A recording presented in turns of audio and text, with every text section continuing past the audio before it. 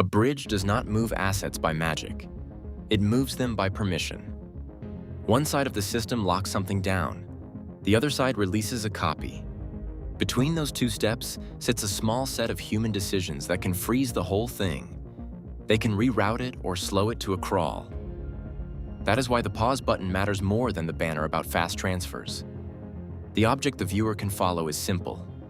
A locked vault, a mint on the other side, and a control panel that decides whether the next transfer is allowed to happen at all.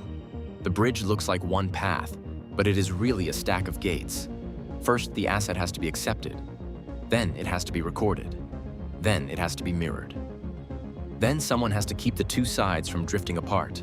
If anything in that chain looks wrong, the pause function is the last line between normal movement and a bad day. That pause is not just a technical feature. It is power.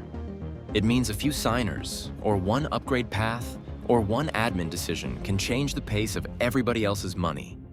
Users rarely see that until the queue stops. Then the hidden structure becomes obvious. The bridge was never only about speed. It was about who can stop speed when the rules break. The user experience can stay smooth for weeks and still depend on a very small group that can intervene at any time.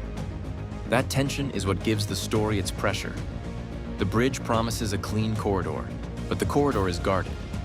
Once you see the pause button, you stop seeing a bridge as a road.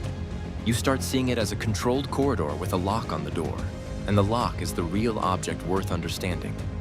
If the signers are careful, the corridor stays open. If they are late, compromised, or overly broad in their powers, the whole route inherits that weakness. The bridge therefore carries a second promise. Not just movement, but restraint.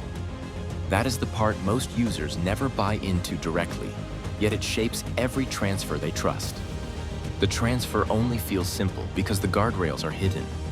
That is the hidden cost for everyone.